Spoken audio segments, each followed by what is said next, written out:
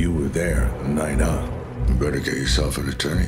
If you're arrested. There's not an if. I will be arrested.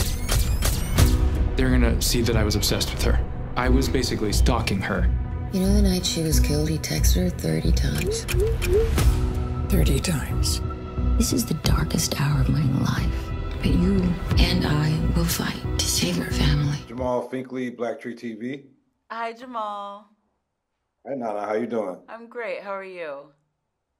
I'm all right. I got a very serious question to start off with. Oh, boy. You ready? Uh-huh. I know that you're Ghanaian American. Yes. So jollof rice. Who makes the No brainer. No brainer. Uncontested. Ghana jollof. I really love doing this role. I mean, I've loved seeing your career just grow and blow up. But I know that you recently, I guess about a year or so ago, made your Broadway debut. And I wonder, like, how did that experience affect you as a thespian? Like, what do you think you took away from that you may not have had before you did that? Totally. I love working with Jocelyn Bio, who wrote the play that I did, Jaja's African Hair Braiding, which is nominated for 5 Tony Awards next Sunday. So we'll be keeping our fingers crossed. I loved working on that show. It was like, you know, it was perfect in every way. And I think as an actor, it has reminded me and reinvigorated my love of the theater and has reminded me that I need to get back to that every once in a while. Like, that's my touchstone, you know? Film and TV is nice. Obviously, the pay differential is much nicer on the film and TV side, but theater is my touchstone. I've been stalking your social media, and I see that you put in your bio that you are a Neiman Marxist. Can you explain to those people that may not, because I had to look it up myself. You know, it's obviously a contradiction in terms. It's a bit tongue in cheek, but the idea just being that, like, I want everyone to have, but I also like to shop. It's like, you know, like I despise capitalism, but I thoroughly participate in it. You know, that's basically the.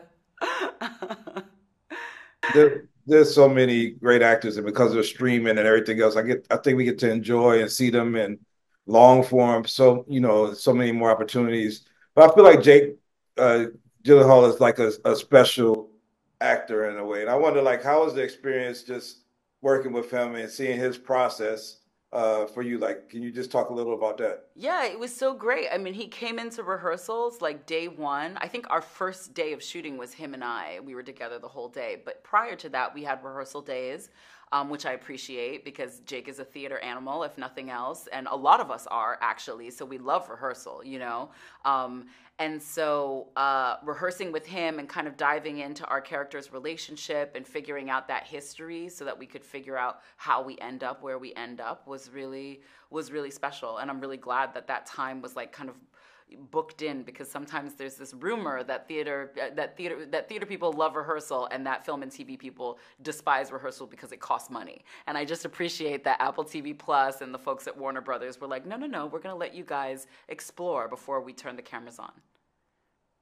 The last question, just to see like so many, I know we got African Americans, but people like from Ruth Negga to you getting like all this shine. Like, how does it feel just to be a part of the diaspora and see like all these great actors from all over the world start to be able to like put their stamp on what used to be a monolithic kind of Hollywood? Totally, yeah. There's Ruth Negga, obviously Oti Fagbenle, who's Nigerian, me, Ghanaian. Yeah, so Africa was like thoroughly represented because I believe Ruth is she's half Ethiopian. So yeah, we got East Africa, we got West Africa, you know, we got it covered. But it's delightful. I mean, like, and not even as Africans, but even just as performers, like Ruth did an incredible Hamlet. It was the last thing I saw before everything shut down for the pandemic. And so it was March of 2020 when she was doing Hamlet at St. Anne's Warehouse here in Brooklyn. And I remember as the world was shutting down, I was like, wow, if that was the last piece of theater I ever see, because we will never be able to gather again, I'm good. She was incredible. So I just respect her so much as a talent. So to be able to be in this project with her, unfortunately we didn't have any scenes together, but being able to be in this project with her was just a delight. And same with OT.